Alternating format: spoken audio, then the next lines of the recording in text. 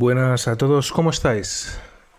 Este episodio no estaba planeado en principio, pero debido a que tengo unos problemas técnicos que, bueno, se están resolviendo, pero están tardando mucho más de lo habitual, me refiero a un aspecto técnico que marca profundamente lo que es este canal y son los mapas, la animación, los mapas animados.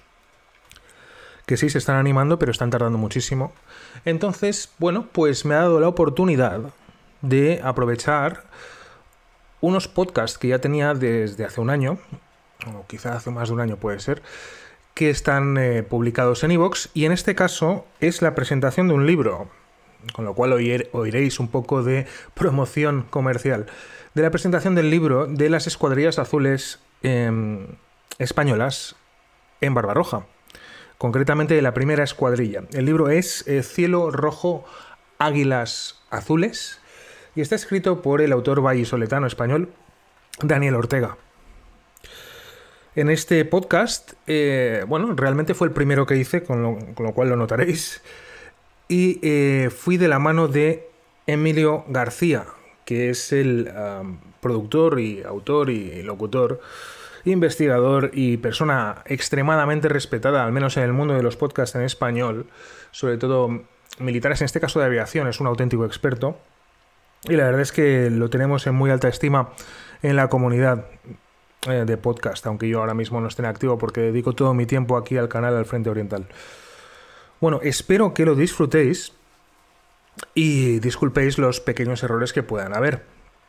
Más tarde subiré otro podcast a medida que vayan pasando los días y para que el canal no esté sin contenido, que ya han pasado muchos días sin contenido. Por ello os pido disculpas y espero que disfrutéis lo que yo en su día disfruté enormemente, y fue este podcast presentación del libro Cielo Rojo, Águilas Azules de Daniel Ortega. Pondré unos enlaces debajo para todos los que queráis ver de dónde he sacado el arte, las fotos, la web de Daniel y bueno, al ser este un podcast obviamente es de una duración superior a los episodios normales. Y el otro que tengo en batería, el segundo, es aún más largo que este. Bueno, espero que lo disfrutéis y sin más dilación, Cielo Rojo, Águilas Azules.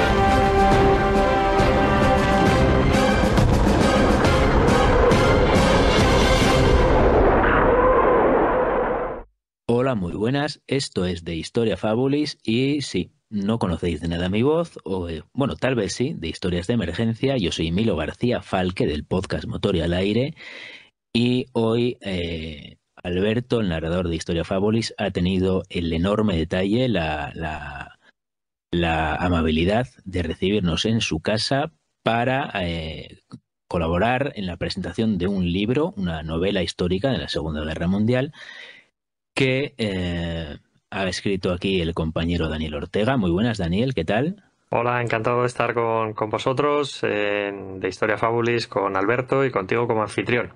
Un placer, de verdad. Y exactamente, pues nos vas a hablar de la novela y de verdad, Alberto, queríamos darte las gracias por esta oportunidad de ayudarnos a promocionar este libro en el que yo no he participado, pero me encanta echar una manita en la difusión porque creo que merece la pena. Muchas gracias, Alberto. No, gracias a vosotros, Falque y Daniel, porque la verdad es que realmente es una ayuda y hay un enorme ambiente de colaboración entre los podcasts de historia y me gustaría dejarlo patente en esta primera colaboración en el canal y de verdad estoy muy honrado y es un honor teneros a los dos en el programa. Pues muchas gracias, de verdad. Muchas gracias. Muchas gracias a ti. Pues si te parece, Alberto, bueno, pasamos un poquito a comentar. Bueno, la novela de Daniel Ortega se llama Cielo Rojo, Águilas Azules. No es la primera novela que escribes, ¿verdad, Daniel? Exacto, ya tengo unos cuantos trabajos a mis espaldas desde Bueno, llevo visitando campos de batalla pues hace veintitantos años y pues bueno, siempre he estado escribiendo artículos, me ha gustado mucho narrar historias y digamos que la primera novela que publiqué que versó sobre la batalla de Berlín, estamos hablando que ya han llovido unos 10 años por lo menos y desde entonces pues han ido cayendo varios libros, creo que ya 7 por lo menos, que yo recuerde, y una novela gráfica sobre la batalla de Stalingrado y ahora una que saldrá en 2021 con Cascaborra Ediciones, que en su colección de historia de España en viñetas, que tratará sobre la batalla en el río Volchov o Volkhov en 1941, donde participa la División Azul. Por lo tanto, ese será ya un próximo trabajo que espero vea la luz y tenga buena acogida como está teniendo en estos momentos Cielo Rojo, Águilas Azules. Muy bien, porque además creo que no lo hemos dicho aún, pero Cielo Rojo, Águilas Azules se basa en la actuación de un grupo de españoles muy concreto durante la Segunda Guerra Mundial, que son las Escuadrillas Azules. Se ha escrito bastante sobre la División Azul, además desde un montón de puntos de vista distintos, pero por desgracia sobre la Escuadrilla Azul, que bueno, fue un grupo reducido de pilotos, de profesionales del Ejército del Aire, y también estuvieron combatiendo en Rusia, hay mucha menos bibliografía. Pues sí, la verdad que apenas podemos contabilizar los libros, los textos que se han escrito sobre la escuadrilla con los dedos de la mano.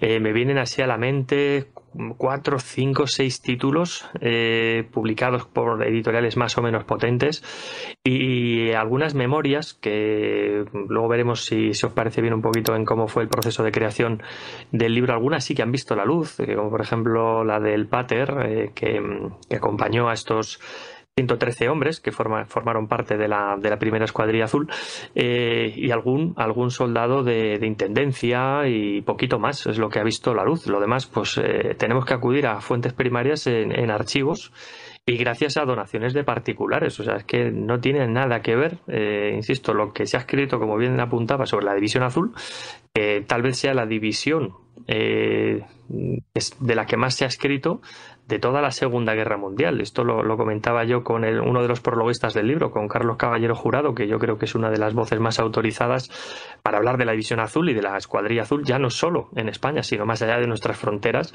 y él lo tiene muy claro, que la División Azul es una de las divisiones, si no la que más se ha escrito de todas las que participaron en el conflicto mundial. Y mira que hay divisiones célebres de distintos ejércitos, pero no sé, la División Azul tiene ese magnetismo que todavía, ya vamos a hacer 80 años en breve de que concluyó la Segunda Guerra Mundial, y todavía se sigue escribiendo y se siguen publicando obras todos los años sobre la División Azul. Es algo increíble. Daniel, has comentado en el proceso creativo, pues esto, que hay mucho material sobre la División Azul, no tanto así sobre las escuadrillas azules. Y mi pregunta es si te ha costado mucho encontrar documentación sobre esas fuentes primarias que comentas. Pues he tenido suerte de que desde el primer día, estoy haciendo así memoria, que fue en en julio-agosto, esos 2 meses de 2016, cuando empecé a hacer las primeras entrevistas a gente de la talla como Santiago Guillén, Carlos Burdón, Antonio Duarte, gente que son conocedores de la aviación nacional, de los dos bandos. Estoy hablando de pilotos que participaron en la guerra civil, pero que también participaron en la Segunda Guerra Mundial. También quiero citar a Blas Vicente, que también es otro investigador, otro escritor que también me ha echado una mano bastante importante.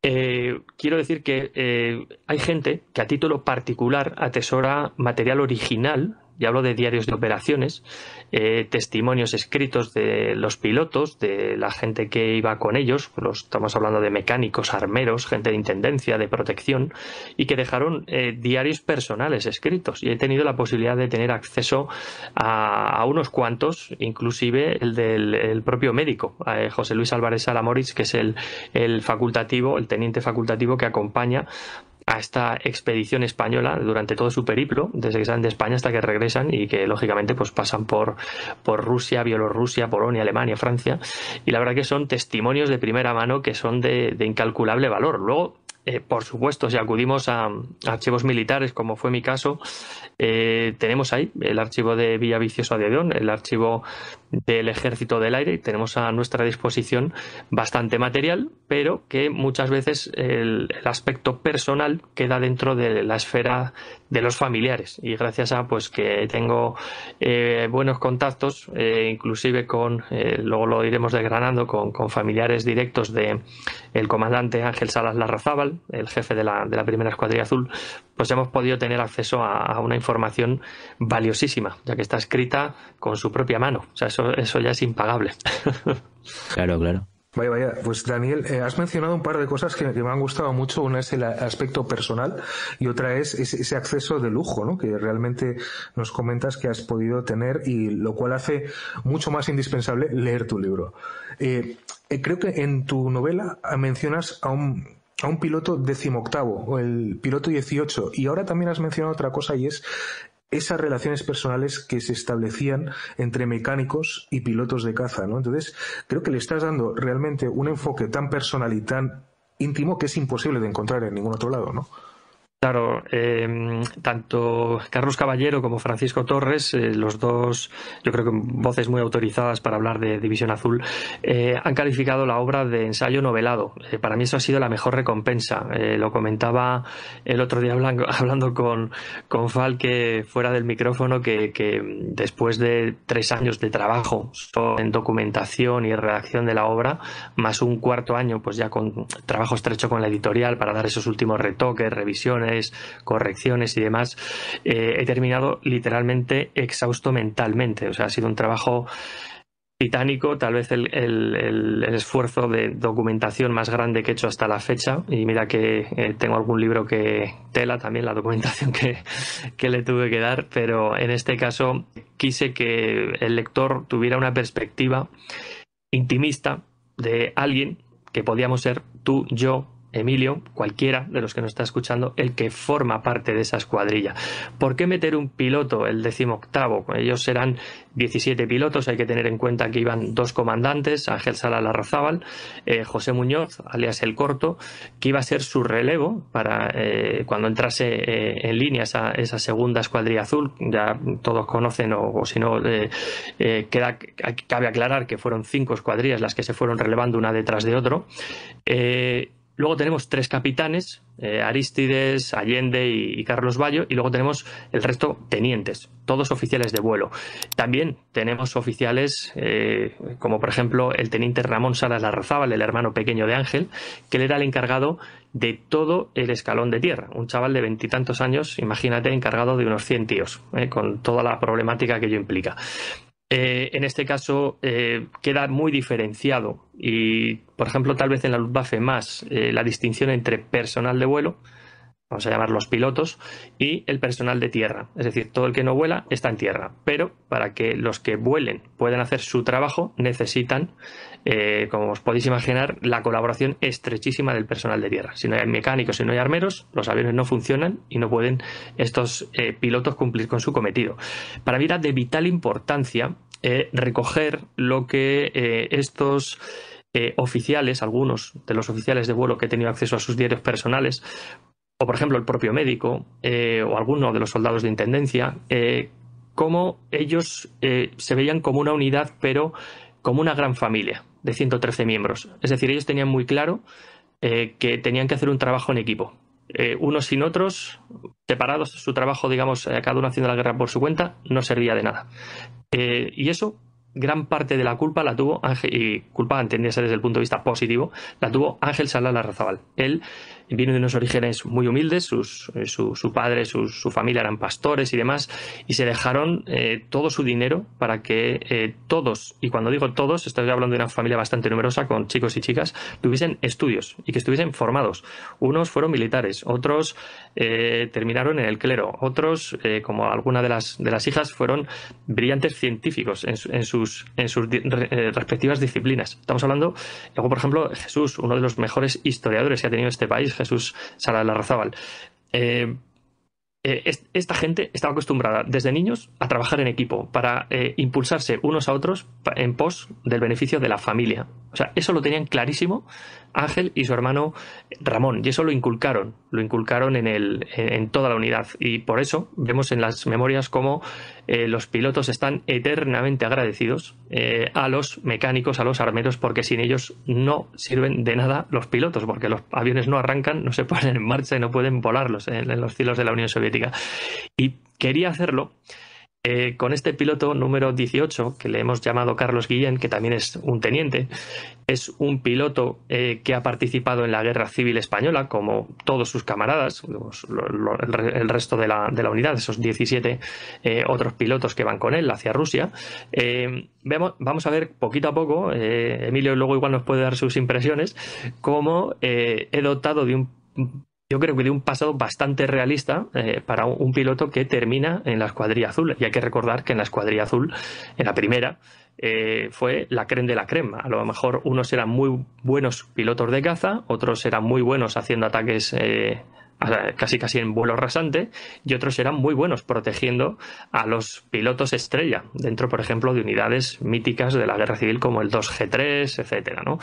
Y por eso yo consideré que Carlos Guillén, este teniente, tenía que ser ese enlace entre los pilotos y el personal de tierra, que veremos lógicamente que otros oficiales de vuelo también hacen buenas migas con mecánicos, con armeros y demás, pero Carlos Guillén quise que fuese nuestros ojos dentro de la novela, ¿vale? Porque si nos metemos solo con, por ejemplo, vamos a poner que el personaje principal fuese Ángel Salas Larrazábal, pues muchas veces no se va a enterar de lo que ocurre entre los mecánicos, entre los armeros, porque él normalmente pues tenía relación, pues por ejemplo, con el teniente Urtasun, que era el jefe de los mecánicos, o con otros oficiales, jefe de los armeros, etcétera.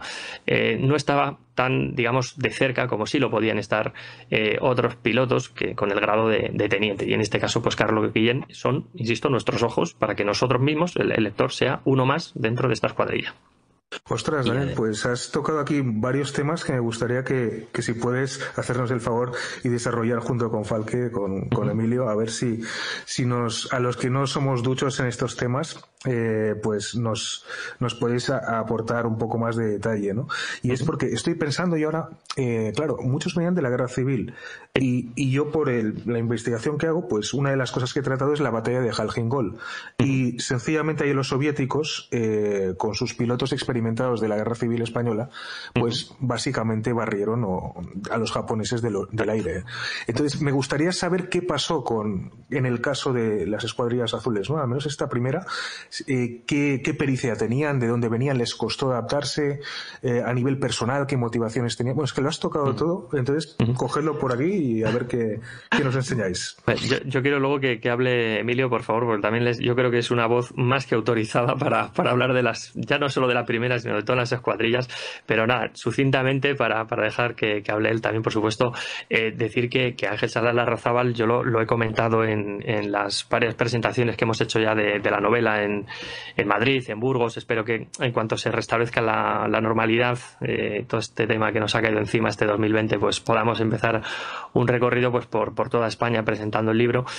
Siempre casi abro la presentación diciendo que ni a mí ni a nadie nos gustaría estar en el pellejo de Ángel Salas Larrazábal el día que tuvo que escoger a esos 112 que le iban a acompañar, porque imagínate, había tortas por estar en esta primera escuadrilla azul.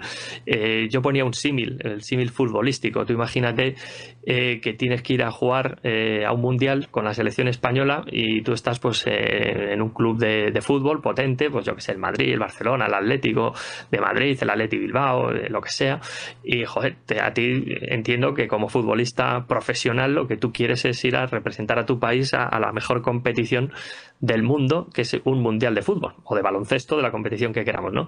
Pues esto era prácticamente lo que iba a ocurrir, porque tú fíjate que muchos pilotos de contemporáneos, británicos, franceses, norteamericanos, rusos, ¿en quién se fijaban a la hora de decir, joder, la fuerza aérea que más, digamos, más potente o más, digamos, con los mejores pilotos, ¿dónde estaba? Estaba en Alemania. Y eso es así.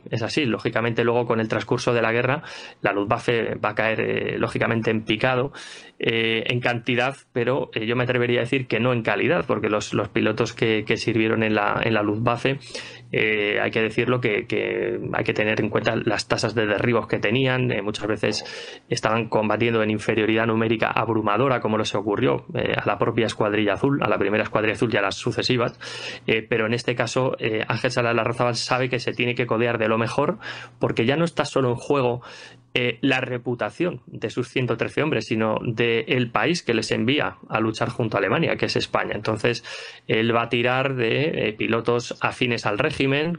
Nos fijaremos en muchas de las fotografías que hay de época. Hemos incluido, luego también Emilio igual nos puede decir un poquito lo que él ha visto en la galería fotográfica bastante extensa que hemos incorporado. Algunas imágenes son inéditas. Vemos a muchos pilotos con su camisa azul de falange, es decir, que son bastante afectos al régimen. Además, son grandes pilotos, muchos de ellos ya tenían varios derribos en la guerra civil, por lo tanto no es de extrañar que la labor de Ángel Salas Larrazábal fuese muy complicada, y ya no solo con los pilotos, imagínate desde el primero de los soldados hasta el último. Y por citar un caso, pues mira, yo he trabado mucha amistad con la familia de Juan Azpeitia, que es uno de los mecánicos que acompaña a la primera Escuadrilla Azul hasta Rusia, y que no solo se enrola en la primera, sino que también lo hace en la segunda y en la tercera, pero veremos que ya no solo es por motivos ideológicos, sino también, como muchos de los que transitan por estas 5 escuadrillas, también lo hacen, como no, para progresar dentro de la carrera militar. Yo no sé si Emilio quiere matizar algo, añadir algo, pero básicamente hay que tener en cuenta que la primera Escuadrilla Azul tenemos gente que son la creme de la creme a nivel de pilotos, de oficiales de vuelo, pero también de tierra, lógicamente armeros, gente mecánicos, etcétera, que tienen que ir a dar lo mejor de sí a Rusia, y tienen que hablar con sus hechos de qué es el ejército del aire español y dejar el nombre de España en un buen lugar. Pues mira, sí que me gustaría comentar un par de cositas. Has hablado, Alberto, de Jalgingol, que yo creo que es otro de mis batallas fetiche, porque es un evento muy limitado en el tiempo, en un lugar muy remoto, y del que además, si has estado investigando, te habrás dado cuenta que tampoco hay mucha información. Le pasa como a las Escuadrillas Azules. Incluso en inglés, porque en su momento estuve buscando, me gustaba mucho el tema, hay prácticamente 4 o 5 cositas sobre Jalgingol o el incidente de Nomonhan, que recibe varios nombres, y hay muy poquita información. Hombre, la que hay algún libro muy detallado, está muy bien, sobre todo la parte que me interesa a mí, que es la parte aérea, y es súper interesante. Lo curioso de los soviéticos en Jalgingol es verdad, como tú dices, que llevaban algunos pilotos que ya habían estado en la Guerra Civil Española y que por lo tanto tenían bastante experiencia de combate. Hombre, lo que tenían enfrente no eran ningunos novatos, porque eran los pilotos japoneses que estaban muy bien entrenados. Probablemente en este caso lo que tuvieran es una pequeña desventaja en material, porque bueno, el avión que volaban los japoneses, siendo un buen avión para los años 30, para el 39 ya estaba un poquito desfasado, sobre todo falto de potencia y de potencia de fuego y de pegada para combatir a los soviéticos. Pero bueno, es que no me enrollo más con Jalgingol, es que me interesa muchísimo ese tema, porque además muchos de los aviones que combatieron en Jalgingol también habían combatido en la Guerra Civil Española, y es un tema apasionante. Volviendo a la Escuadrilla Azul, es verdad que la primera, como dice Daniel, se escoge a la creme de la creme. Querían, pues eso, dar el do de pecho, representar muy bien a España, de decir todo lo que tenían de material humano que podían llevar ahí. Y es verdad que muchos de ellos eran bases ya de la Guerra Civil.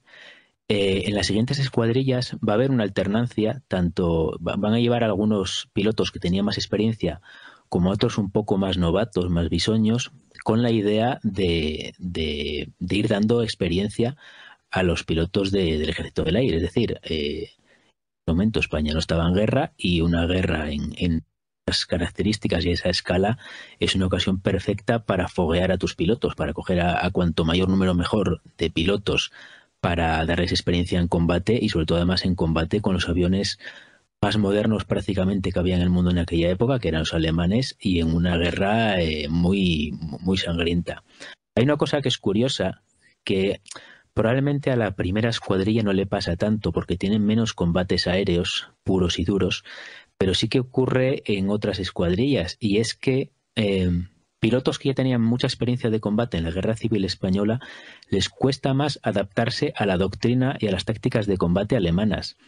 Porque, bueno, digamos que la Luftwaffe en esa época ya tenía otra forma de combatir y hay pilotos que no habían combatido en España y que, sin embargo, tienen más desempeño, mejor desempeño en Rusia, precisamente porque al no tener experiencias previas se adaptan mejor a lo que los alemanes le cuentan cómo hay que combatir y tienen mejores resultados que a lo mejor otros pilotos que sí que habían combatido en España y no consiguen llegar a tener un buen desempeño en Rusia precisamente por eso, ¿no? Porque a lo mejor tenían ciertas costumbres o ciertos modos de combatir adquiridos de España que no era lo que estaban usando los alemanes en esa época. Pero bueno, sin duda, sí, en la primera escuadrilla hay un montón de pilotos, vamos, de hecho, no recuerdo mal, entre todos, sumando todos los pilotos, hay casi 80 derribos. Sí, 79. 79 derribos. Sí. Y un montón de medallas y bueno, la verdad es que eso, como tú dices, mandaron a lo mejor que tenían en ese momento, lo cual es una pena porque eso, como adelantando un poco, la primera escuadrilla es una escuadrilla de caza teóricamente que acabó haciendo labores que no eran puramente de caza. Entonces, ¿qué labores se les encomendaron, al menos en el invierno del 41, ¿no? O en el otoño, cuando llegaron? Sí. Pues mira, ellos salen de España en julio del 41. Para su sorpresa, llegan a Berneuchen, que es un aeródromo muy cerca, está muy cerca de Berlín, a 27 kilómetros al noreste. Lo he visitado en un par de ocasiones, tanto en invierno como en primavera, casi verano, para un poquito ver cómo lo vieron ellos, también, que es interesante cada vez que voy a hablar de algún tema o lo voy a plasmarlo en una novela, me gusta mucho visitar y conocer los sitios, ¿no? Entonces, te encuentras que Berneuchen en aquel entonces era un aeródromo de élite, si lo podemos calificar así, porque era de lo más moderno que tenía la Luftwaffe, estaba construido en 1937, tiene una forma muy bonita, la verdad, tiene una torre de control para la época bastante maja, y luego tiene 3 hangares a cada lado haciendo una forma de media luna, y enfrente tienes una pista enorme de hierba, es lo que existía entonces, y desde allí pues bueno, trabajaban unas 2.000 personas, y el pueblo que está al lado pues prácticamente no tenía esa población, pero o sea, para que tengas una idea de las dimensiones que había de lo que es aquello. Desde ese aeródromo, que ya no solo es donde se adiestraban varios contingentes de la Luftwaffe, hablo de gente pues que con el paso del tiempo se harían expertos en caza nocturna. Hay que tener en cuenta que Berneuchen brindaba protección aérea a Berlín, es decir, tú te subes en un caza y en escasos minutos estás ya sobrevolando el cielo de Berlín. Pues desde este aeródromo, el aeródromo escuela número 1 de esa escuela de caza, es donde se protegía los cielos de Berlín. Fijaros la importancia que tenía Berneuchen, que los españoles cuando llegan allí básicamente pues les hacen después de la multitudinaria recepción en la estación de Anhalter de Berlín, pues les llevan hasta allí, Berneuchen, les hacen una ceremonia de bienvenida impresionante, tienen ahí a decenas de soldados de la Luftwaffe formando para recibirles, acogerles, y bueno, a pesar de que cometen un error garrafal la banda de música cuando los recibe, que se equivoca, después de tocar el himno alemán va a tocar el español y toca el himno de Riego, con las airadas protestas de algunos españoles, entre ellos el teniente Lacour, que casi se come al comandante en jefe von Howald. Hombre, la verdad es que era sí, el peor error que podía cometer el jefe de la banda con esos hombres. A lo mejor a todos les hubiera dado igual, pero justo a estos... Ya te digo, se come un buen paquete. Es un poco off topic, pero si os acordáis, hace unos años es un error que se suele repetir, porque sí. En Australia creo que fue en un torneo de tenis, estaba ahí Nadal y de repente le ponen el himno de Riego. Sí. En fin.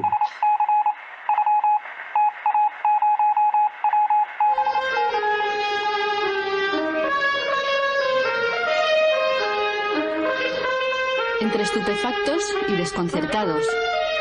Así se quedaron los tenistas españoles durante la ceremonia de inauguración de la Copa Davis, cuando el trompetista se puso a tocar el himno republicano.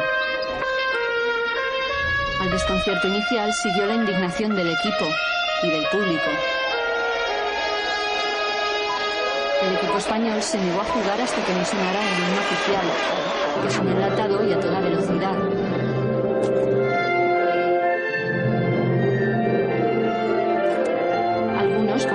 secretario de Estado para el Deporte, dicen que más que un error, fue una provocación.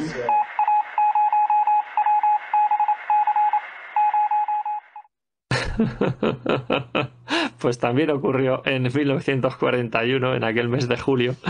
Y bueno, allí, como muy bien apuntaba antes Emilio, los españoles se tuvieron que acostumbrar a comer como los alemanes, a descansar como los alemanes, a vivir como los alemanes, a disfrutar del ocio como los alemanes. Y cuando hablo de disfrutar del ocio, o sea, hay infinidad de anécdotas que podría contar de que los propios pilotos y gente del escalón de tierra ha dejado, pero me voy a quedar con dos, porque el otro día que hablamos de Verneuil, pero sí, dimos muchos datos, mucha información de cómo los españoles pues tuvieron que aprender a trabajar como los mecánicos que tenían ellos, o las tácticas de vuelo, etcétera, pero muchas veces el aspecto humano, personal, que vemos detrás de estos profesionales, pues se queda ahí un poquito en la sombra, ¿no? Y aquí hay que tener en cuenta que a Verneuil iban pilotos de múltiples nacionalidades, y entre ellos pues pilotos croatas, compartieron con hubo búlgaros, rumanos, pero bueno, con los croatas son con los que coinciden en el tiempo, y la verdad que los oficiales, el personal de vuelo se entendió muy bien con los pilotos croatas, y no me digáis cómo, pero bueno, dice que se entendían de aquella manera, sobre todo hablando en italiano, que era el idioma puente que usaban para comunicarse. También se corrieron sus buenas juergas entre ellos, y fijaros cómo tenían tal organizado el tema los alemanes, que los españoles, sobras conocido nuestro carácter, pues bueno, más mediterráneo, más festivo a veces, pues bueno, a los españoles les costó entrar un poquito en el sistema, como bien decía Emilio, los que tal vez contaban con menos experiencia pues se adaptaron muy bien, pero los que, claro, tú imagínate los alemanes cuando ven allí llegar a 113 tíos y que 17 son tenientes, capitanes, que son comandantes, que son del escalón de vuelo, se pensaban que esos 17 tíos iban a hacer cargo de toda la escuela, de toda la instrucción del personal aéreo, y dijeron, no, si somos una escuadrilla normal. Claro, ellos tenían la costumbre de que un simple sargento ya podía subirse a pilotar un avión. Entonces, bueno, pues es algo que les llamó mucho la atención, pero a los españoles a la contra, pues imagínate, decíamos antes el tema del ocio, ¿no? Por ejemplo, ellos tenían un par de tardes libres a la semana, entre ellas las del miércoles, pero la de los sábados debía ser apoteósica, ¿no? Bueno, algunos españoles echaron novia en Berlín, cerca de Verneuil, pues eso, carácter español, ¿no? Que muchas veces, y veremos luego que en el propio frente también confraternizaron muy bien con la población civil, y que no hubo quejas porque no tenían nada que ver con el carácter alemán. Y yo recuerdo una anécdota que el propio médico, José Luis Álvarez de Sala, que deja escrito en sus memorias, que dice que allí el sábado, bueno, era sagrado para la fiesta, es decir, que hasta el propio von Howald se agarraba unas moñas de cuidado, y que los alemanes tenían un sistema muy efectivo, que en cuanto uno caía borracho pero inconsciente al suelo, entraban al casino de oficiales o al de suboficiales o donde procediese, lo metían en una camilla y se lo llevaban a la enfermería, ¿no? Entonces le suministraban allí el cuidado que tocase, la medicación que tocase para resucitarlo, para que el tío al día siguiente no tuviese mucha resaca y pudiera trabajar como si no hubiera pasado nada, ¿no? Entonces los españoles se quedaron literalmente alucinados con ese tema. A mayores, pues bueno, decir que tuvieron que comerse 2 meses de instrucción, de eso que muchos ya, como bien comentaba antes Emilio, muchos de los pilotos españoles estaban ya muy fogueados, los mecánicos, los armeros, y bueno, el propio Ángel Sala Larrazábal, en alguna carta que he tenido yo acceso, pues muestra su disconformidad con los alemanes que quieren salir hacia el frente, pero ya.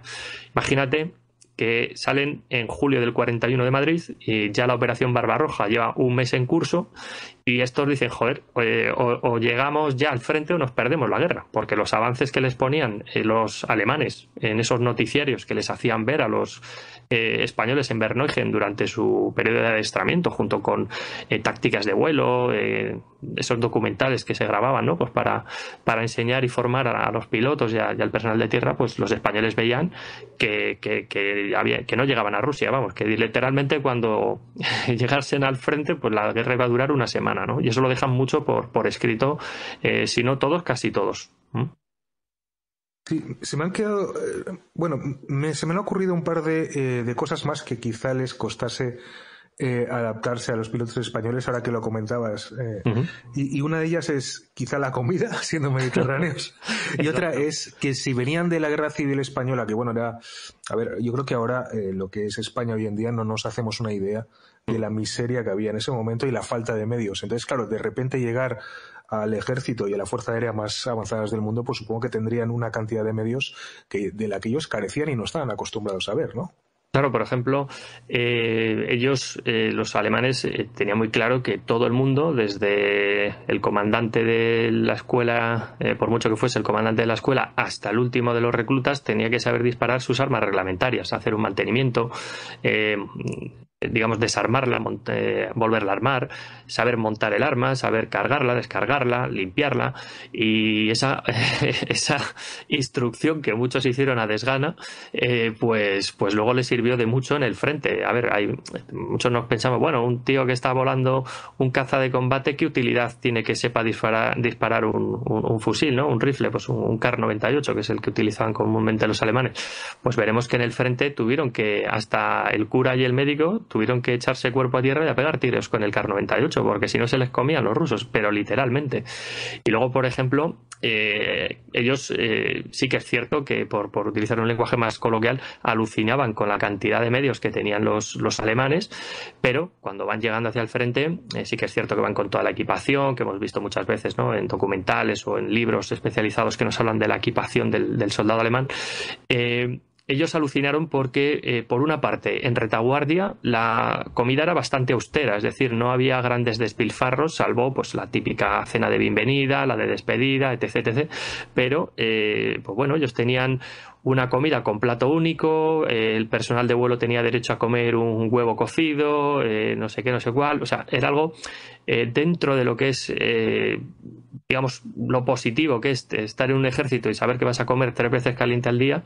Pues bueno, dentro de eso pues había cierta austeridad, y de hecho algunas memorias y diarios lo he podido leer, cómo echaban de menos la comida española. O sea, eso lo dicen más de una ocasión, ¿no? Hasta en la correspondencia y tal, ¿no? Bueno, luego cuando ya van llegando al frente, pues se dan cuenta de que están en un caos, que eso no hay Cristo que lo gobierne, o sea, pero literal. Y bueno, llegan al frente, pues gracias a que Ángel Salas Larrazábal y la maquinaria diplomática española pues presionan para que de una vez por todas pues le saquen de allí, porque el propio Ángel dice, si yo tengo a mi gente ya preparada de sobra, estamos perdiendo el tiempo y ya hemos venido aquí a una guerra, no a estar en Alemania de turismo, ¿no? Es algo que deja ahí del patente, ¿no? Gracias a esas presiones pues terminan llegando al frente y se encuentran que la retaguardia pues es más inmediata. Estoy hablando que pasan todo Polonia, llegan a Bielorrusia, llegan a Minsk. Alucinan con el nivel de destrucción. Como bien decías, salen de un país que ha estado en guerra de unas penurias brutales, y de repente se encuentran que aquellos que, o sea, multiplica no por 2 o por 3, multiplica por 100 la barbarie que han visto en España. Pero es que también son testigos de primera fila de cómo los medios que veían, ¿no?, esos medios acorazados, montones de camiones que iban hacia el frente y tal, dicen, bueno, ¿y dónde está todo esto? ¿Dónde está? Pues la carencia de material en el frente pues les llamó mucho la atención, porque las líneas de suministro, según se fueron acercando hacia Moscú, estaban tensadas al límite, y bueno, pues no era raro que los españoles tuvieran que convivir con la población local, intercambiar alimentos, pues como lo que les pasó prácticamente a los divisionarios ya en el sector de Leningrado, de tener que sacar una pala y a intentar sacar lo que pudieran de la tierra. O sea, estamos hablando de que las pasaron bastante moradas, y por mucho que estuvieran en la mejor fuerza aérea del momento, lo que es la logística pues falló bastante, ¿no? Y ya, pues bueno, cuando nos metemos en esa plena batalla ya por Moscú, ¿no?, ya en ese mes de noviembre y diciembre, pues las líneas alemanas estaban tan tensadas que bueno, que la carestía de material, de alimentos, pues en algunos momentos fue bastante acusada. Y de hecho recuerdo así, me viene un flash ahora de algún teniente que dejó por escrito que cuando ellos llegaron a algún aeródromo de campaña, vamos a llamarlo así, porque no todos los aeródromos que ocupaban pues eran unas instalaciones modélicas, sino que eran pistas, meras pistas de hierba, poquito acondicionadas algunas, con 4 barracones y poquito más. Entonces tenían que ir a convivir con la población local y dicen cómo, pues bueno, esa gente estaba comida por los piojos, convivían con los animales, bueno, las condiciones higiénicas pues brillaban por su ausencia, y los pilotos españoles pues convivían con ellos en sus isbas, en esas casas de madera rurales que hemos visto tantas veces en fotografías, ¿no?, del frente ruso. Y bueno, no se les caían los anillos. Bueno, ellos han venido a hacer la guerra y si nos toca dormir aquí, pues tendremos que dormir aquí. O sea, y te hablo desde el propio comandante hasta el último de los mecánicos. O sea, no digamos que hubo una protesta generalizada, chicos, es lo que había. Y no es raro, alguna vez que les tocó dormir a la intemperie a más de 10 grados bajo cero en tiendas de campaña. O sea, es que eso era lo que había, no había más. Pues sí, Daniel, la verdad es que me ha recordado también de la investigación que hago yo del Frente Oriental, lo importante que es la logística, ¿no? Lo importante que, además, quizá algunos mitos que tenemos, pues la gente que es aficionada a la historia o a la divulgación, que pues piensa que todo está mecanizado, ¿no? Y que que todas las líneas férreas iban perfectas y que bueno, que grande es aquello, pues que si no pasaban por un sitio pasaban por otro. Claro. Y realmente, pues parece que hay pocos sitios por los que podían llegar los suministros, ¿no? Y sí, de esa manera. Es que, como bien apuntas, tú fíjate, por ponerte un ejemplo, cuando ellos salen de Berneuchen, pasan por Polonia, vía Listok y llegan a Minsk, hay algunos que lo hacen en su propio aparato, salen de Berneuchen y salen para el frente y van en su caza de combate. Pero ¿y cómo va el resto de la gente? Pues los que tienen suerte les llevan en un Junkers, que por cierto, que cada escuadrilla, si me equivoco que me corrija Emilio, por favor, disponía de un Junkers Ju-52 para hacer desplazamientos pues de material, de algún personal, pues lo típico, ¿no? Para llevarles a retaguardia, para hacer algún trámite, desplazamiento de heridos, algún tipo de personal especialista, etcétera, etcétera. O sea, eran medios, ya te digo, contados. Ahora, ¿cómo iba el resto de la escuadrilla? Pues tenían que ir en tren hasta donde lo permitía y luego por carretera, y lo digo entre comillas, porque los lodazales que hay en la Unión Soviética son para echarte a temblar. Y de esto creo que hablo con cierto conocimiento de causa, porque uno de los familiares de este mecánico, de Juan Azpeitia, me ha pasado fotos de él durante la guerra y de cómo está ahora aquello, porque él está casado con una ciudadana rusa. Y él ha hecho también visitas pues por donde estuvo su abuelo, ¿no? Y, joder, ves aquello, lees los testimonios de esta gente, o sea, que son fuentes primarias, o sea, que no es alguien que se lo ha contado y a mí me lo adorna encima más para darle más dramatismo, no, o sea, son papeles. Y mira, yo aquí no sé si lo oís, pero porque luego quería leeros un par de cositas que están escritas a mano por uno de estos tenientes, y en los papeles pone que en cuanto aquello empezaba a llover, a nevar un poquito, todas las carreteras, entre comillas, se volvían auténticos lodazales, e incluso hubo desplazamientos que hoy nos parecerían de risa. Recorrer 30 kilómetros igual les suponía 2 semanas, porque iban en camionetas de aquella manera, tirando con carros que requisaban a los rusos si no quedaba más remedio. Los caballos se quedaban atascados en el fango, y si un caballo se queda atascado en el fango, imagínate un vehículo, eso no hay Dios que lo saque. Bueno, y de hecho, en estos momentos, tú que eres también un estudioso del frente ruso, sabes lo importante que es ir avanzando de un punto a otro, que tienes que ir conquistando, consolidar el terreno, pero luego de reabastecer a esa gente que está en vanguardia. ¿Cómo te quedas al saber que cuando esta gente iba transitando de un aeródromo a otro, porque en algún aeródromo estaban un día, en otro estaban 10, en otro 15, un poco en función del apoyo que tenían que dar a las líneas, cómo iban avanzando y retrocediendo? ¿Cómo te quedas al saber que hubo un momento en que los pilotos iban por un lado con un puñado de mecánicos y el resto de la escuadrilla estaba a tomar viento a mano derecha por retaguardia, y no volvieron a verse durante un mes? O sea, eso eran los desplazamientos. O sea, no había otra opción, había que ir por carretera, entre comillas. Y ya te digo, algunas que eran pistas forestales, pues en cuanto llovía un poquito y nevaba un poquito, hasta luego. Lo mejor que podía hacer era helar para que los camiones pudieran transitar. Y no te voy a contar nada nuevo que no sepas, que tú también eres bastante estudioso del tema del frente ruso. Y la famosa Rasputitsa, eso iba a decir. Pues es lo que hay, es lo que hay. Sí, es lo pequeño apunte de eso. Todo el mundo ha oído hablar del terrible Invierno ruso, pero muy poca gente ha oído hablar de lo que comentas, de la Rasputitsa, que es este fenómeno ambiental que ocurre 2 veces al año, una en primavera y otra en otoño, en la cual pues todas las carreteras, absolutamente todas, menos muy pocas carreteras que hay transitables a lo largo de todo el año, se convierten en lodazales que, como muy bien has apuntado, hay unas fotos que recomiendo a todo el mundo que las pueda ver. Es que son muy impresionantes porque ves tractores, camiones, hasta motocicletas, pero hasta la mitad del vehículo cubierto en barro y todo el mundo empujando. Y no salen. No salen. Y mira, por añadirte un plus, en el libro, en Cielo Rojo, Águilas Azules, hemos incluido esta ensagalería fotográfica que Emilio ha podido ver. Si quiere luego que nos comente un poquito. Hay un par de fotos para que la gente se crea esto, porque claro, muchas veces la gente ve la historia con los ojos de 2020 o del siglo XXI, y eso es un error, un completo error. Hay que verlo cómo lo vería aquella gente, y por eso es importantísimo ir a las fuentes primarias, ¿no? Hay fotos de cómo están allí, y vamos, yo no quisiera estar yo en el pellejo de algún teniente o capitán que se ve ahí en la foto, que les ves ahí con algunos de espaldas, otros les ves la cara como diciendo no hay Dios que saque este camión. Ves ahí una hilera de camiones, de vehículos, y ves a los españoles ahí que dicen ¿cómo sacamos esto de aquí? O sea, ahí están las fotos, como bien decías, y también en el libro las incluimos porque merecían la pena que la gente viese con sus propios ojos la barbaridad que, ya no solo el frente, sino la retaguardia, también lo que exigía a los soldados. No sé si, Emilio, viste las fotos estas que te comento, las de los camiones atascados en el barro y tal.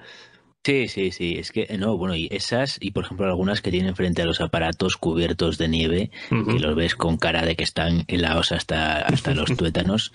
Y sí, además es una cosa que llama mucho la atención cuando te fijas los flacos que están todos. Sí. Pero además, desde que llegan, no solo es que la guerra les haya tratado mal. A ver, un español de los años 30-40 normalmente no tenía mofletitos. Eran gente con los huesos marcados por la vida austera, dura, la falta de sueño en caso de estos combatientes del frente, pero en general era gente que estaba magra por una vida durilla. Sí, es algo que yo lo recalqué mucho con el editor cuando estábamos preparando la galería. Algunas fotos las hemos obtenido gracias a donaciones de particulares, otras las hemos rescatado del archivo del Ejército del Aire, otras son más conocidas, pero hay muchas que son inéditas y que además yo le insistí mucho al editor. Digo, mira, ya que vamos a poner las fotos y tal, o sea, hablo que son bastantes páginas llenas de fotos, digo, vamos a hacerlo de orden cronológico, es decir, desde que salen hasta que se despiden en Alemania, cuando regresan los que vuelven de los alemanes, y justo antes de volver. Y ahí Emilio, por ejemplo, lo ha dicho perfecto. No sé si luego querrá matizar algo más, pero lo ha visto perfecto. Tú ves un Ángel Salas Larrazábal al principio, o varios de sus oficiales de vuelo, del personal de tierra, y ves cómo se les va quedando la cara. O sea, ya de por sí van chupaditos, pues ves cómo la expresión de la cara es de absoluta, no sé cómo decirte, o sea, les ves demacrados. O sea, literalmente les ves demacrados y dices, madre mía. Y estos son de la Luftwaffe, pilotos que supuestamente pues tenían ciertos favores, ¿no? Trato de favor, pues, alimentos, tal, pero bueno, veremos que en el caso de los españoles las pasaron tan canutas como el que más. Y es que además, bueno, no lo vamos a poder detallar aquí todo. El que conozca la historia un poco del Primera Escuadrilla Azul ya lo sabe, y el que no se lo encontrará al leer el libro, pero les pasó de todo, les pasó casi literalmente de todo. Lo comentabas un poco antes por encima, vamos, de tener que defender su aeródromo a punta de fusil, de meterse en trincheras, de tener que abandonar sus propios aparatos, avanzar, retroceder, vamos, pasó literalmente de todo, que es una cosa que en el libro el lector lo va a vivir de primera mano y de un día a otro, o sea, ¿qué decir? Del primer día al último. Todas las vicisitudes, todas las cosas que les pasaron, desde que salen de España hasta el final de la escuadrilla, va a estar ahí el lector y lo va a pasar con ellos. Y es un viaje, tanto para el que lo conozca y sepa lo que se puede esperar, como para el que no lo conozca mucho, es un viaje apasionante. Bueno, pues me halaga, Emilio, que alguien de tu talla valore de esta forma el libro. Mi talla es pequeñita, ¿eh? Yo aquí estoy de presentador nada más, aquí que saber es tú. La verdad que uno de los grandes temores que tenía a la hora de publicar el libro era saber si iba a estar a la altura de las exigencias de gente que controla, ¿no? De las escuadrillas, de aviación en general, de la Luftwaffe en particular. Pero bueno, veo que poquito a poco van llegando esas críticas, esas valoraciones, y la verdad que están siendo muy positivas, críticas constructivas, algunas por supuesto. La verdad que estoy encantado, y es que mi idea era esa, contar desde principio a fin todo lo que les va ocurriendo, algunas anécdotas más o menos conocidas, otras muy poco conocidas, porque como bien comentaba Emilio, a esta escuadrilla le pasó de todo. Como bien comentabas, Alberto, vivieron a Rasputitsa desde el día 1, porque esta gente sale para el frente a finales de septiembre, está en octubre, está en noviembre, está en diciembre, está en enero en el frente y regresa para España entre febrero y marzo. O sea, y hay lo digo porque hay anécdotas más o menos conocidas, y hay una en particular que bueno, o sea, a veces en algunos foros especializados ha llegado a haber casi una lucha encarnizada entre los que dicen que es cierto y los que aseguran que es mentira, ¿no? Que los españoles sobrevolaron Moscú. Y es cierto, los españoles sobrevolaron Moscú en una ocasión. Aquí, si me permites, Alberto, he traído el testimonio escrito de un teniente, no voy a decir el nombre porque lógicamente es una concesión familiar que me han hecho y no puedo desvelarlo. Son 3 frases anotadas en su diario, y si quieres procedo a leerla con tu permiso. Por favor. Pues nos pone, día 14, se entiende que de diciembre del 41, y dice: nada de particular ha ocurrido en los días pasados, salvo la temperatura, que ha bajado a 20 y 25 grados bajo cero. ¿Vale? Eso ya te pone un poquito en tesitura, ¿no? Y cierra el párrafo diciendo: hoy hemos hecho el primer vuelo sobre la ciudad de Moscú. Me ha tocado la suerte de hacer este servicio. O sea, esto lo ha escrito un teniente que ha estado allí. O sea, ahora el que diga que esto es mentira, pues creo que le acabo de tumbar el argumento. El servicio lo hace, si luego acudimos al diario de operaciones, lo hace con el comandante Ángel Sáenz de Larrazábal y con Muñoz, también, que justo unos días antes del fallecimiento del comandante Muñoz. Bueno, lógicamente, a ver, dicen, no, es que volaron sobre el Kremlin. No, ni mucho menos. Ellos, como buenos pilotos de una escuadrilla de asalto, lo que tenían que hacer era abrir las puertas a sus camaradas de tierra, a la gente que iba en los carros de combate, la infantería. Y uno de los objetivos que atacaron en este servicio del día 14 de diciembre del 41 fue uno de tantos aeródromos que están en el perímetro, en este caso, vamos a decir oeste-suroeste de la ciudad de Moscú, y básicamente lo que se dedicaron fue a escoltar a otros aparatos, bien Stukas, los Messerschmitt, los 110, creo que no he metido la gamba con el modelo, ¿no? También que son se pueden utilizar en varios tipos de misiones. Pues bueno, ellos se dedicaron a escoltar a estas unidades para hostigar uno de estos aeródromos. Y además, en otro texto por escrito que nos deja también otro oficial, dice, asegura que, claro, lógicamente los rusos tenían que proteger Moscú a toda costa. Os podéis imaginar el cinturón, la barrera antiaérea que había alrededor, era impresionante. Y uno de estos pilotos deja por escrito, como diciendo, nosotros fuimos de los primeros en pasar, pobre del que viniera después. Porque dice, bueno, los primeros entre el factor sorpresa tal cual, a lo mejor tenemos menos incordio de la antiaérea, pobre de los que vengan después. Y eso te lo está diciendo un tío bregado en la Guerra Civil Española. Casi nada. Pues sí, la verdad es que fue una lucha propagandística, por lo que yo he podido ver, el primer bombardeo de Moscú en julio del 41, y a partir de entonces, es verdad, tienes toda la razón, los soviéticos pusieron todos los recursos que pudieron para que aquello fuera impenetrable y un infierno, ¿no?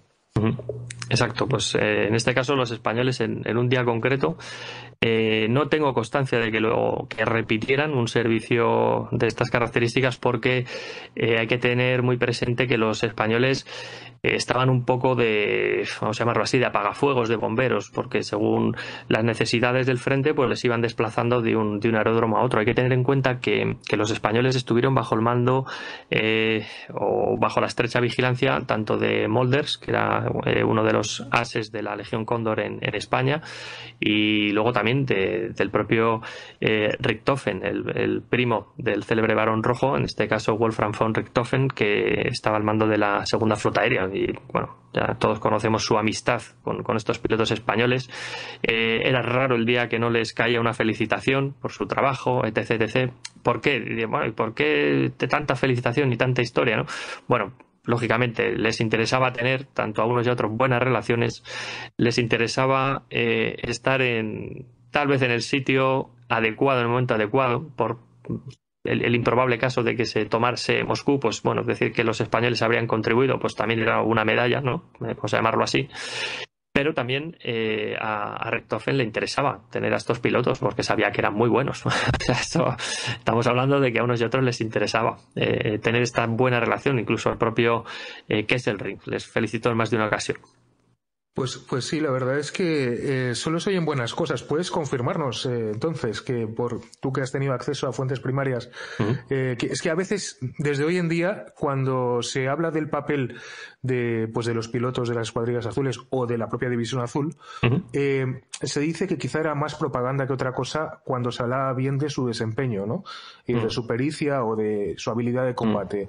Sí, a ver, hay que tener en cuenta que el factor propagandístico tiene que estar presente, sí o sí, pero si quitas un poco eso, te lo quitas a la hora de investigar, que yo creo que cualquier investigador un poco que se ponga el traje de objetividad, es decir, bueno, a ver, ¿qué era propaganda y qué era realidad, ¿no? A ver, los pilotos españoles, lógicamente, pues tenían ese corte ideológico, algunos camisas viejas, falangistas, etcétera, etcétera. Pero yo tengo algunas memorias de algún piloto que alaba a la RAF, diciendo, joder, claro, tú imagínate, esta gente está en Berneuchen y de vez en cuando ve a la RAF que va a bombardear Berlín. Dice, joder, y cuando acabemos con Rusia nos va a tocar pegarnos con los ingleses. Joder, pues vaya faena. O sea, eso es lo que están diciendo en Berneuchen en julio, agosto y septiembre del 41. O sea, ellos ya dan por sentado que van a ir a ganar la guerra a Rusia y luego les va a ir a tocar medirse el lomo con los británicos. O sea, eso lo tiene clarinete algún piloto. Aquí lo tengo delante. A ver, entonces, el tema de cuando tú accedes a estas fuentes primarias, tienes acceso a un montón de información que muchas veces es inédita, pues porque no se ha publicado, no ha visto la luz en ensayos históricos. Pero en este caso, como bien apuntan los prologuistas, este libro, que son más de 600 páginas, es un ensayo novelado donde intento contarte absolutamente todo lo que ocurrió en la primera Escuadrilla Azul. Por desgracia se han tenido que quedar algunos episodios fuera, pero si no es que el editor me mata. O sea, no podíamos sacar un libro de 1000 páginas. Imposible, por mí lo hubiese hecho. Pero bueno, hemos tenido que ser lo más breves posible para contar una historia que tuviese una credibilidad dentro de una línea argumental verídica. Más o menos lo que se cuenta aquí en el libro es un 90% real. Luego tiene que haber ciertas píldoras o ciertos pespuntes de ficción para que el lector, pues bueno, vaya engarzando toda la historia, ¿no? Hay algunas cosas que se las doy mascadas al lector, otras veces el lector va a ir deduciéndolas, ¿no? Como la propia personalidad de los protagonistas va a ir poniéndose un poquito en el pellejo de cada uno. ¿Por qué reacciona así? ¿Por qué gente que era muy buena en la guerra civil aquí no desempeña un papel para nada brillante? Entonces, por eso es interesantísimo que el lector vaya acompañando a los pilotos desde el día 1, desde que salen de Madrid hasta que llegan al frente, y luego por qué se comportan así en el frente, ¿no? Como bien apuntabas hace unos instantes, la carga propagandística, si tú la quitas de aquí, vas a ver un montón de información útil y te vas a dar cuenta de cómo estos pilotos, que presuntamente iban en un principio a ser una escuela de caza, a hacer lo que mejor sabía la mayoría de ellos, de repente les dicen, quietos, que vais a ser una escuadrilla de asalto. Joder, entonces te puedes imaginar el jarro de agua fría para muchos de ellos. Uno de los que más experiencia tenía haciendo asaltos desde el aire a tierra, vamos a llamarlo así, era José Muñoz, es decir, el comandante Muñoz, porque él en la guerra civil, pues en su trayectoria como piloto, había participado muchas veces en misiones donde había puesto en práctica la técnica de la cadena, ¿no? Que conocemos, seguro más de uno que nos está escuchando le suena. Bueno, pues para él no era un problema. Tristemente, pues fallece en una acción similar. O sea, fíjate las los vaivenes del destino, ¿no? Justo muere haciendo lo que mejor se le da. Así es de cruel el destino a veces. Entonces, lo que tenemos que tener muy presente, que si quitamos la carga propagandística vamos a ver a profesionales como la copa de un pino, que, como antes comentaba Emilio, les tocó pasar de todo, pagaron la novatada, llegan al frente un 1 de octubre y el día 2 ya tienen la primera baja. Justo cuando hacen de los primeros servicios, le sueltan y le dicen, toma, tira, y por ahí se va al frente. No tienen el periodo de aclimatación que sí que han tenido otros alemanes, que lo normal es que un piloto veterano enseñe el sector, los puntos de referencia, etcétera, etcétera. A los españoles no, a los españoles van, les sueltan, les dicen, mira, aquí vais a estar funcionando, tenéis que ir a hacer esto, esto, esto y esto. Y normalmente a proteger Stukas, otros aparatos también de bombarderos, a escoltar a Junkers 52 de transporte y muy de vez en cuando hacer misiones de caza libre, como ellos las denominan, que ya te digo que se resumen a algo anecdótico. Luego, si queréis, hacia el final podemos comentar algún dato estadístico, pero hay que tener en cuenta que los españoles iban con una mentalidad, ser pilotos o dentro de una escuadrilla de caza, que acaban siendo de asalto. Y aún así hacen un papel, yo creo que muy destacable. Veremos que tal vez no participan en tantas misiones o servicios de guerra como sí participan los de la segunda, tercera, cuarta, pero lo que les tocó hacer lo hicieron a fe, que lo hicieron bien y bueno, pagaron un alto precio, pero lo hicieron y de hecho se llevaron las felicitaciones de los alemanes, ya te digo, casi a diario. Y a contra, como se suele poner por ahí muchas veces en ensayos históricos, tanto que hacen referencia a la División Azul como a la escuadrilla, como diciendo, no, si les tocó un frente secundario, les tocó un tal. No, señores, la escuadrilla azul estuvo en todo el fregado. Vamos a utilizar el argot que utilizaban ellos. Estuvieron presentes en el asalto a Moscú, esta primera escuadrilla, y las pasaron muy canutas. Y la División Azul, la División Azul, pues bueno, podemos estar hablando horas de la División Azul, les tocó un frente de lo más animado que había en el frente oriental. No te voy a contar nada nuevo, Alberto, que no sepas. Les tocó en el cerco a Leningrado y les tocó pues bueno, el paso del río Volkhov, y les tocó participar en maniobras de distracción para que los alemanes consolidaran ese cerco sobre Leningrado, asalto a Tikhvin, etcétera, ¿no? O sea, estamos hablando que los españoles estuvieron en frentes mucho más animados, vamos a llamarlo así, de lo que la gente se cree. Pues sí, Daniel, mira, me has dado pie aquí para que haga un pequeño comentario solo de lo que estás diciendo. Uh-huh. Y es estos frentes que se consideran secundarios, pues mira, el asalto a Moscú, Taifún, uh-huh, la operación Tifón, eso es. Pues iba ya con la Wehrmacht vamos, al límite de sus posibilidades, y la Luftwaffe pues ya ni os cuento, ¿no? Porque claro, que la logística necesaria sencillamente para que despeguen los aparatos pues ya es, en esos momentos era muy difícil. Y luego también el frente de Leningrado, uh-huh, lo que es el frente de Volkhov, uh-huh, y lo que es el cerco a Leningrado, pues gracias a, por ejemplo, a las tropas españolas se frustró la operación Estrella Polar, ¿no? Exacto, que es la que los rusos pues estaban, bueno, los soviéticos, perdón, hablemos con propiedad, sí, pues estaban convencidos de que iban a romper el cerco a Leningrado, que fue una de las operaciones más largas, ¿no? que hubo en toda la guerra. Y además solo quería añadir una pequeña estadística, así a grosso modo, que estoy hablando de memoria y eso no me gusta, pero cuando empezó Barbarroja, uh-huh, los alemanes, la Luftwaffe, solo podía concentrar hasta 2.770 aviones en todo el frente. A lo largo de toda la Unión Soviética habían más de 15.000 aparatos. Uh-huh. Y en el frente occidental 7.700 y pico, que no me acuerdo del pico. Si bien es cierto que no todos eran operativos y que había poco más de 5.500 tripulaciones que sabían volar esos aparatos, y no hablaremos de la logística, que era terrorífica, ¿no? Pero y luego, si me permites hacerte una mínima incisión, has comentado perfectamente el dato de los aparatos. Muchas veces la gente va así, aviones, números, ya, pero ¿qué frente tienes que cubrir con esos aparatos? Ahí está. Sí. O sea, desde el Mar del Norte hasta el Mar Negro, en línea recta son 1.500 kilómetros. Sí. Imagínate los recovecos de la línea de frente. O sea, eso es inabarcable. Sí, se calcula que hasta los Urales y tal, pues Claro que yo también te estoy haciendo trampa porque me estoy yendo casi hasta Murmansk, ¿no? Pero son 1.800 kilómetros de largo por 1.800 kilómetros de ancho. Entonces, claro, ¿qué haces con 2.770 aparatos que nunca subieron de ese número? Y los soviéticos sí, con lo cual la Luftwaffe nunca pudo ser más que una fuerza táctica siempre y cuando concentrase sus aparatos. Y luego, claro, con la apertura del frente occidental, pues aún menos, ¿no? Entonces... Claro, el papel de los españoles en un frente, comillas, secundario, pues era mucho más importante de lo que parece. Exacto. Sí, estoy totalmente de acuerdo porque, estaba claro que Hitler a toda costa, lo mismo que Stalin en cuanto tuvo opción, tenían muy claro que tenían que tomar la capital del enemigo, del país enemigo. En este caso, pues Moscú, caso de Hitler, pues lo tenía claro, y en cuanto pudo Stalin hizo lo mismo, pero al revés, o sea, a Berlín de cabeza. Y no escatimó en recursos, todos lo conocemos.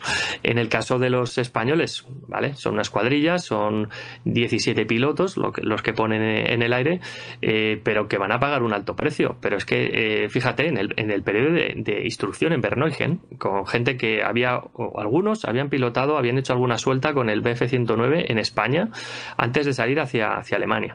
Otros lo conocían sobre las postales, si me permiten la expresión, fotografías, y otros no sabían ni qué era aquello. Entonces, el periodo de aprendizaje, pues bueno, sí, gente que lo aprovechó muy bien, gente que bueno, pues no lo conocía y al final se manejó muy bien con el caza, pero es que te tienes que ir a hacer la guerra con eso, con un Bf-109 Emil. ¿De acuerdo?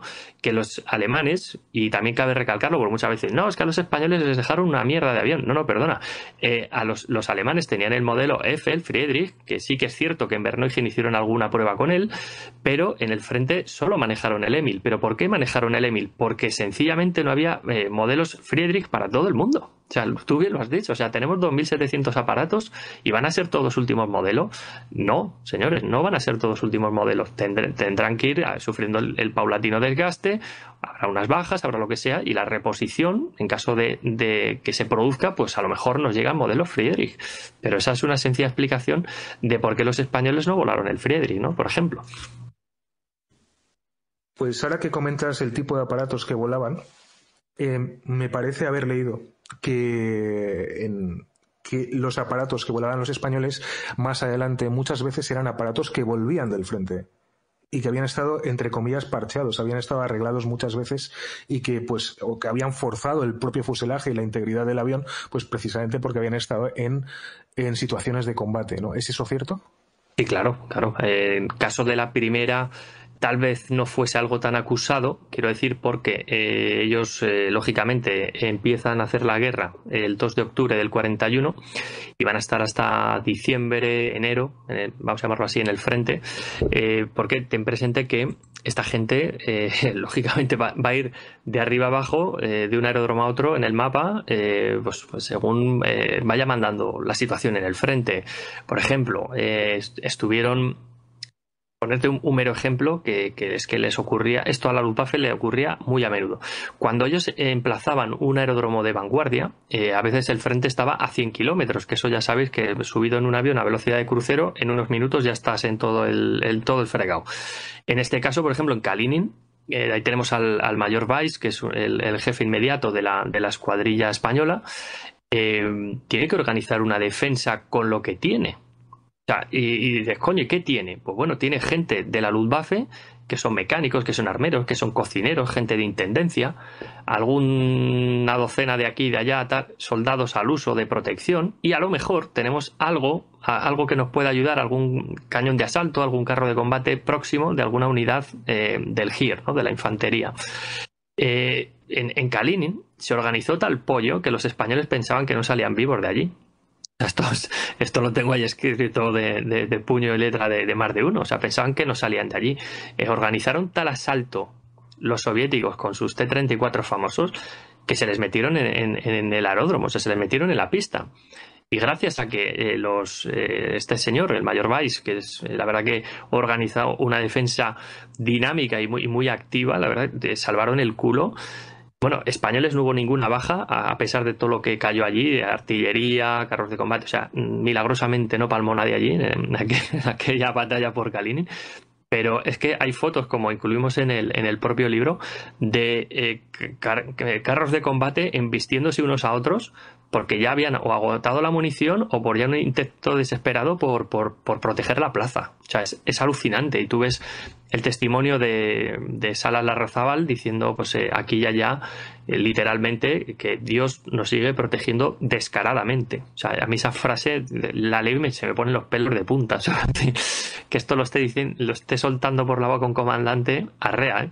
Entonces, tú imagínate esos aviones que muchas veces sufren el impacto de la metralla de, yo qué sé, pues de la artillería, de los obuses que lanzan los carros de combate, ráfagas de ametralladora. Estás en medio de una lucha caótica. O sea, por ejemplo, en Kalinin aparece de forma providencial una escuadrilla de Stukas de un tal Hans Ulrich Rudel, que igual os suena un poquito este señor, ¿verdad? Pues providencialmente aparecen allí. Y gracias a que tanto los mecánicos españoles, que eran un puñado los que estaban allí, porque faltaban más de media escuadrilla por llegar todavía, o media escuadrilla, junto con los alemanes, codo con codo, a veces sin entenderse de lo que decían, pero chico, la urgencia y la lógica, en este caso, es abrumadora y la gente ya actuaba de forma mecánica. Les ayudaron a poner los aviones en vuelo, a reamunicionarlos, cargarles con bombas y pum, venga, para arriba, para abajo durante días. Y gracias a ese trabajo en equipo lograron echar a los rusos o frustrar su ataque, mejor dicho. O sea, fue algo alucinante. Gracias a esta defensa, algunos reciben condecoraciones y el propio Mayor Weiss recibe el mote de el León de Kalinin, ¿no? Por la defensa que hizo. O sea, fue una auténtica barbaridad. Pues tú imagínate, en este caso, que he querido poner así a vuela pluma, aviones que han quedado tocados de ahí. Pues no es raro que, si les pueden reparar en el mismo lugar, los reparan. Y si no, lo que hacen es te los llevan a retaguardia, te les desmontan, las alas, lo que sea, los cargan en un tren para retaguardia. A los españoles le tocó en más de una ocasión volver a Polonia a por algún aparato. De hecho, lees en el diario de operaciones, hoy sale fulano de tal con mengano, van hasta Varsovia a recoger 2 cazas nuevos que se les han asignado a la escuadrilla. Joder, dices, coño, ¿y esto? ¿Y qué llegan? Nuevos de Alemania, les han recuperado el frente, porque luego no es raro, por ejemplo, cuando ellos ya están en la fase final de su permanencia cerca del frente, han vuelto a Bielorrusia, están en Vitebsk, que estamos hablando el día 6 de enero, ¿no? Un día tan señalado, ¿no? De 1942.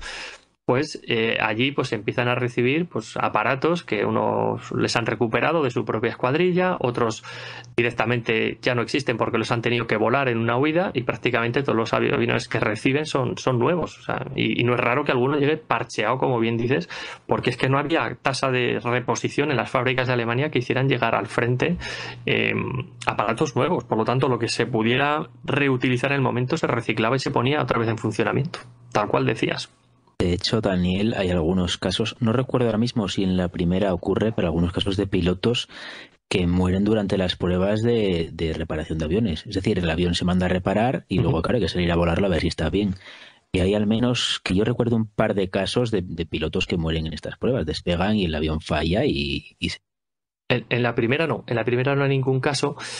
Sí que, por ejemplo, el teniente Alcocer, que es el primer aviador español que muere, él muere con su Bf-109, lógicamente, está pilotándolo, en un servicio que por no aclimatarse, lo vuelvo a insistir porque para mí es un dato importantísimo, un tío bregado como Luis Alcocer, ¿no? Que este señor pues en la guerra civil ya sumó 5 derribos, pues joder, que le sueltas allí y pues bueno, pues se queda corto de combustible y intenta efectuar un aterrizaje de emergencia y se golpea en la cabeza en esa aproximación y muere en el acto, ¿no? Este piloto que encima era el alcalde de Madrid en aquella época, o sea, imagínate. Hijo del alcalde, ¿no? Sí.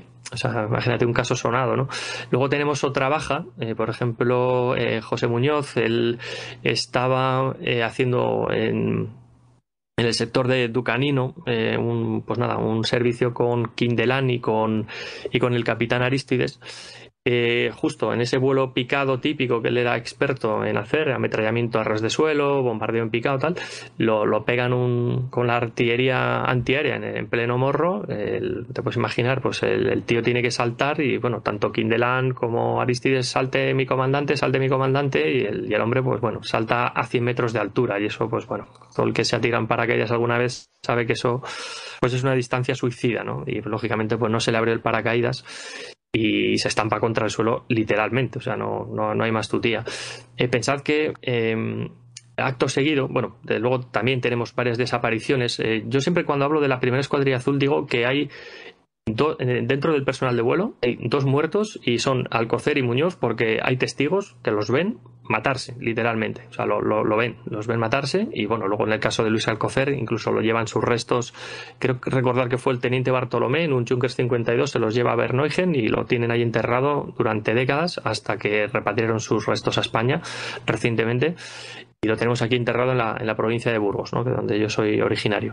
Estos son los 2 únicos muertos que podemos contrastar con la documentación existente. Luego tenemos el caso de Ruibal, que en noviembre del 41, a principios de ese mes, corta comunicación por radio diciendo las últimas palabras literales que me falla el motor, que corta comunicación. Y luego sí que es cierto que el teniente médico, en este caso José Luis Álvarez Salamoris, hace una investigación junto con varios mecánicos, y que en el libro hago que nuestros ojos, Carlos Guillén, nuestro piloto, le acompañe en calidad de técnico a la hora de identificar restos, ¿no? Yo creo que algo que puede resultar creíble, ¿no? Y verán los lectores que se van a hacer un hallazgo más allá de no solo de qué le pudo ocurrir a sus compañeros, sino de unos niños de la guerra españoles que casualmente dan con ellos, y es una anécdota real, porque esto no deja de ser la guerra, pero también hay civiles de por medio, ¿no? Bueno, ya el lector lo descubrirá.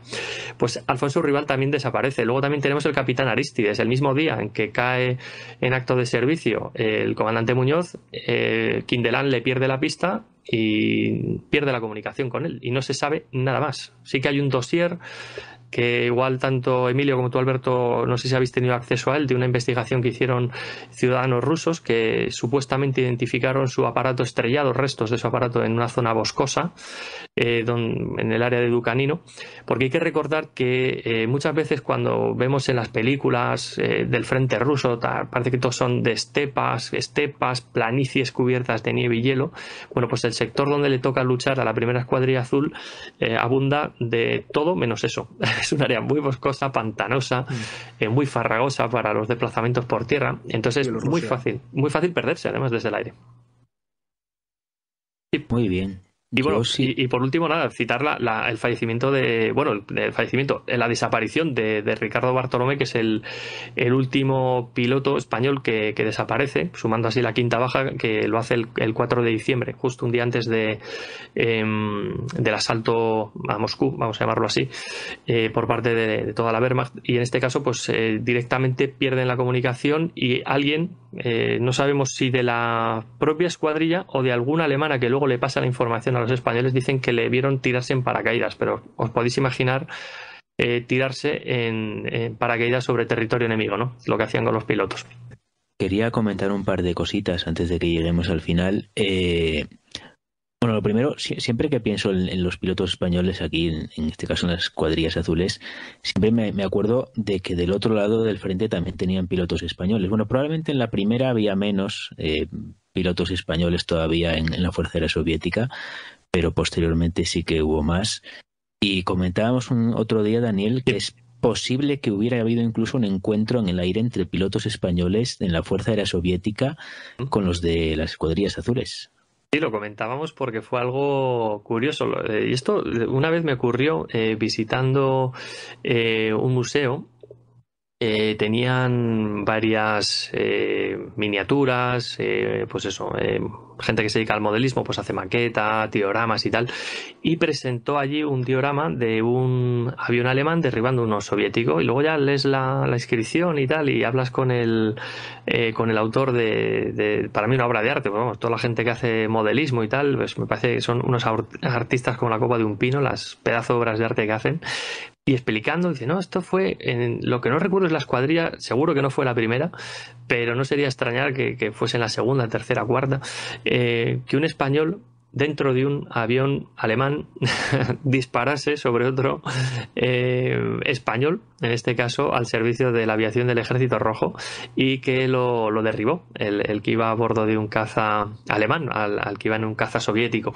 La verdad que es una escena curiosa. Sí que me gustaría indagar sobre el tema un poquito más, porque lo hice en su día, pero como no era relativo a la primera, lo dejé ahí un poquito en el olvido.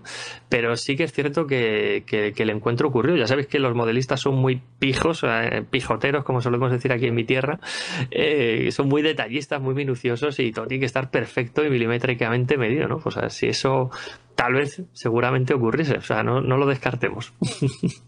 Muy bien. De hecho, Alberto, si otro día me lo permites, vendremos por aquí otra vez a hablar de pilotos españoles en el otro lado del frente, la Fuerza Soviética, que también es una historia súper interesante. Yo creo que ya hemos abierto un poquito el tema con las previas de Halfingol. Sí, señor. Y otra cosita más, Daniel, para los oyentes que estén ahora mismo pensando, sí, vale, me encanta esto, pero ¿dónde consigo el libro? Bueno, Dinos cómo se puede conseguir y cuál es la forma de distribución. Pues tenemos la suerte, tú lo has podido ver en primera persona, has sido testigo de que la distribución está funcionando muy bien, llega a cualquier punto de España, a cualquier librería de España. También lo tiene lógicamente en grandes plataformas online. Todos conocemos cuáles son. Lo pueden pedir online, lo pueden pedir en su librería, incluso a través de mis redes sociales, si alguno me busca, o en la web, Daniel Ortega Escritor, en la web pues lo mismo, pero .com. A veces la editorial me deja algún ejemplar para mandar dedicado, muy poquitos, porque ya te digo que me los han hecho llegar hace poquito y casi se han agotado. No sé si habrá una reposición, habrá aquí como los cazas, ¿no? Hablando en el frente, si habrá tasa de reposición buena, pero si no, en cualquier librería de España lo pueden pedir sin ningún problema. La editorial es Actas, Actas Historia, que están en Madrid, y bueno, dentro de temática de historia y en concreto de División Azul y de historia de España, yo creo que es la editorial más potente que tenemos ahora mismo. Y la verdad que desde aquí, si me permitís medio segundo, pues quiero agradecer de verdad a la gente que trabaja en Actas, a mi editor Luis Valiente, porque ha apostado desde el primer momento que conoció del proyecto, porque quería sacarlo adelante, porque efectivamente de la División Azul hay mucho, pero de la escuadrilla o de las escuadrillas azules hay muy poquito. Y bueno, pues cuando ya yo creo que se terminó de decidir cuando los dos prologuistas, Carlos Caballero y también Paco Torres, Francisco Torres, leyeron el manuscrito, hicieron el prólogo y lo leyó, ya no hubo atisbo de duda. Entonces me quedo con eso, que es la mayor de las recompensas, que bueno, que yo quería que el libro sí que con mi agente editorial valoramos en su día varias opciones y tal, pero yo creo que Actas es la idónea, porque no iba a ser un libro más. Tú has visto, Emilio, la edición lo cuidada que es, y la verdad que a través de también la propia página de Actas pueden encontrarlo, pero bueno, insisto, cualquier librería, grandes superficies también lo pueden encontrar, o grandes plataformas online, pero lo importante es que el libro ha aterrizado, nunca mejor dicho, yo creo que en la mejor editorial donde podía estar. Pues sí, mira, decías tú que yo tuve la experiencia, es cierto. Yo cuando salió el libro estaba en un pueblo, una villa más o menos perdida de las montañas de Asturias, la pedí en esa librería que había y en 2 días la tenían allí. Así que la distribución sin problema. Tengo que decir además que para los que les gusten los libros, como a mí, los libros físicos, el montón de hojas encuadernadas, es un libro que les va a encantar. Libro en tapa dura, lo tienes en la mano y pesa, ves que el papel es muy bueno, la tipografía, la calidad del apartado gráfico, del papel fotográfico. Es un libro de los que merece la pena tener en la biblioteca y disfrutarlo. Vamos, como tú has dicho, 600 páginas que se disfrutan de principio a fin. Esa era la idea, ¿no? Que contar la historia, que muchas veces... a ver, los ensayos, los libros, yo soy el primero que los devora, me encantan, pero claro, tenemos que ser muy fanáticos, ¿no?, del tema. Nos gusta la historia y yo creo que devoramos de la Segunda Guerra Mundial, más de la Primera, como es mi caso, que me gusta tal vez más que la Segunda, estudiar ese conflicto, pero yo creo que cualquier libro de historia, ensayo, pues te llama la atención. Pero ¿qué ocurre? Que a veces cuando presentas esa información con muchos datos, estadísticas, tal, hay gente que es reacia, ¿no? Dice, ¡jo, historia, qué ladrillo, qué rollo! Y yo entiendo, ¿no?, que hay gente que no le guste. En este caso, como tú, Emilio, has podido comprobar, y muchos lectores ya me están haciendo llegar sus correos, sus mensajes y demás, estoy contándote prácticamente toda la información que podría incluir en un ensayo histórico, pero te lo estoy haciendo con una novela, te lo estoy haciendo yo creo que con un ritmo atractivo, que el lector empieza de cero, empieza la aventura, ¿no? Como ellos lo dejan por escrito, muchos de estos pilotos y mecánicos y armeros. Vas a ser partícipe de toda su singladura, desde que salen de España hasta que vuelven. Vas a ser partícipe, el lector va a ser partícipe de todos los vaivenes con los que les castiga el destino, porque la verdad que es una escuadrilla bastante machacada.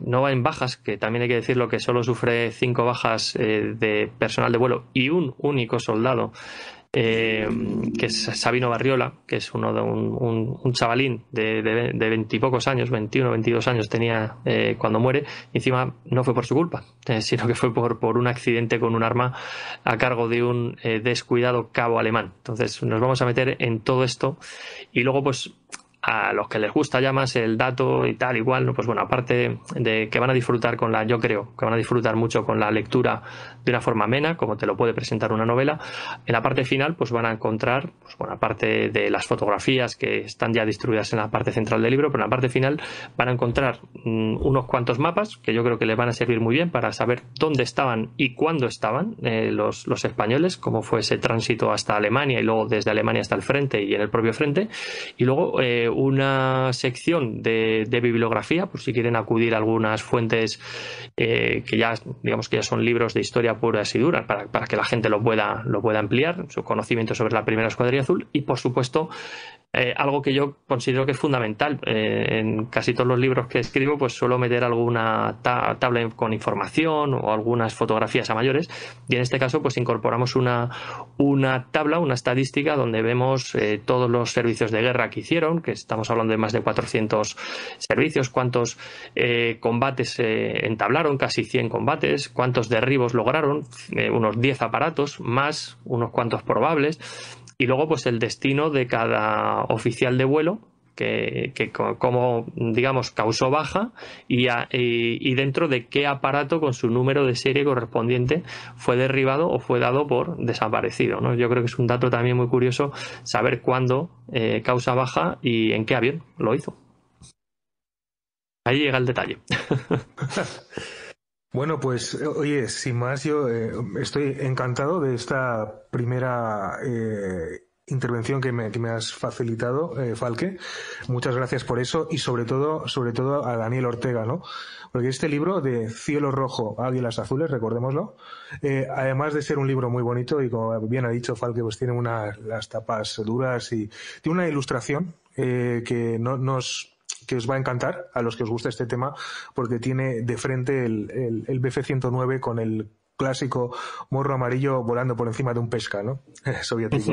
La verdad es que es muy bonito, y solo quería pues hacer un poquito para redondear todo esto que nos ha contado Daniel, pues que vale mucho la pena, ¿no? Realmente es un ensayo novelado con la historia humana que nos hilvana, ¿no? Toda la historia para atraparnos, pero muy bien armado, con un trabajo muy exhaustivo de documentación y sobre todo con acceso a fuentes primarias. Con lo cual, no os lo podéis perder.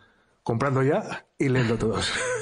Pues muchísimas gracias, Alberto. Joder, me vas a sacar los colores entre tú y Emilio, ¿eh?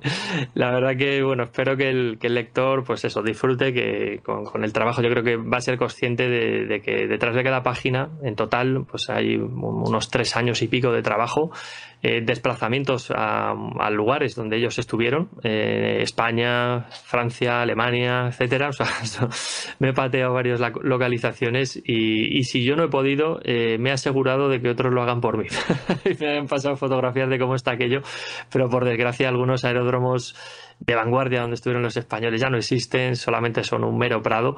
Pero bueno, he intentado trabajando con cartografía original que me han podido facilitar, pues hoy en día gracias a otros foros donde hay auténticos aficionados en Rusia a estos temas, ¿no?, de la Segunda Guerra Mundial, y también instituciones oficiales, pues me han facilitado muchísimo la labor, y gracias a ese análisis también pormenorizado de fotografía y de cartografía, en los sitios donde no he podido ir en 2016 en adelante, he podido viajar en el tiempo hasta 1941 y 1942 ellos para ver lo que ellos vieron también desde el aire. Pues muchas gracias y a ver si quedamos en otra ocasión para hablar del otro bando. Cuando quieras y nada, muchísimas gracias de verdad por concedernos este espacio y este tiempo para charlar de esta obra y por supuesto a Emilio que ha sido un magnífico acompañante. Muy bien, bueno, y aprovecho ya para hacer un poquito de spam. Si a algún oyente de Historia Fabulis se le ha quedado ganas de escuchar más de las Escuadrillas Azules, en Motoria al Aire tenemos una pequeña serie en la que de hecho participó Daniel en uno de los programas, en la que os ampliaremos información de Escuadrillas Azules. Pero bueno, de todas formas ya volveremos por aquí, por Historia Fabulis, con Alberto a contar más cositas. Pues muchas gracias y hasta otra. Un abrazo, nos vemos. Buen vuelo.